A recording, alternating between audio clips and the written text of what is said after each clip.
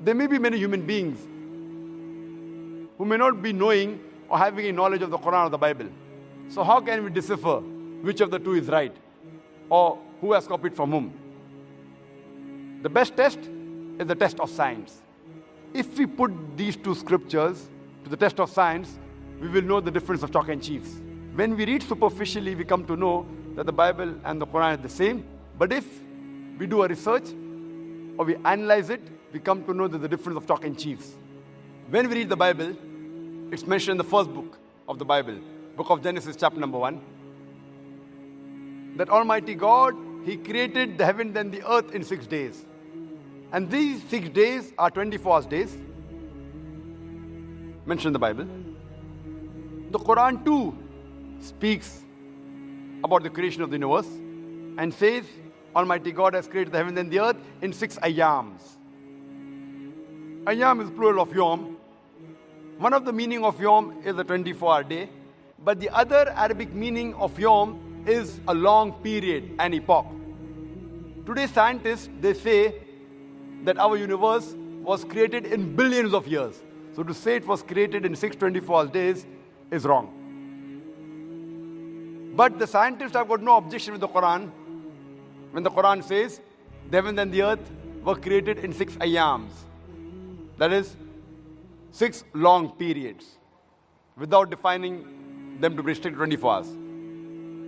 Furthermore, it's mentioned in the Bible, in the first book of Genesis, chapter number 1, verse number 3 to 5, that Almighty God, He created the day and the night on the first day. And He created the light on the first day. It later says in Genesis chapter number 1, verse 14 to 19, the source of light, that is, the stars and the sun, they were created on the 4th day. Imagine, the effect is created on the first day and the cause of the effect on the 4th day. The sun was created and the stars on the 4th day, and the light from the sun and the star was created on the first day. It's illogical. How can the effect come before the source? Quran too speaks about the creation of the heaven and the earth, but does not give this unscientific sequence. Furthermore, it's mentioned in the first book of the Bible, book of Genesis, chapter number 1, verse number 9 to 13, that the earth was created on the 3rd day. And Genesis chapter number 1, verse number 14 to 19, that the sun and the moon was created on the 4th day. We know from science that the earth and the moon are the part of the parent body, that is the sun. So to say that the earth was created before the parent body, the sun, is unscientific. The Quran too speaks about creation of the heavens, the sun, the moon and the earth, but it says it was created simultaneously. Imagine Prophet Muhammad sallallahu alaihi wasallam copied from the Bible and he changed the sequence. He says, no, both were created together. Bible further says, in the book of Genesis, chapter number 1, verse number 9 to 13, that Almighty God created the vegetables and the vegetations on the 3rd day. And Genesis chapter number 1, verse 14 to 19, He created the sun on the 4th day. Scientifically, it's not possible that the vegetation can survive without sunlight. It's totally unscientific. Furthermore, the Bible says in Genesis chapter number 1,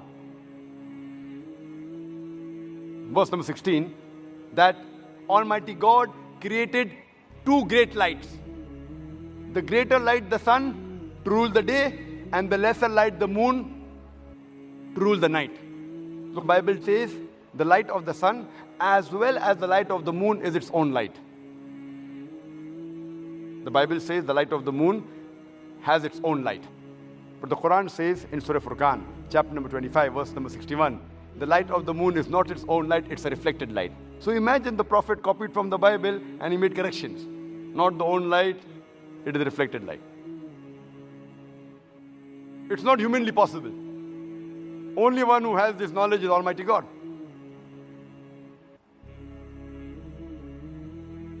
There are several examples. We can give a talk only on this.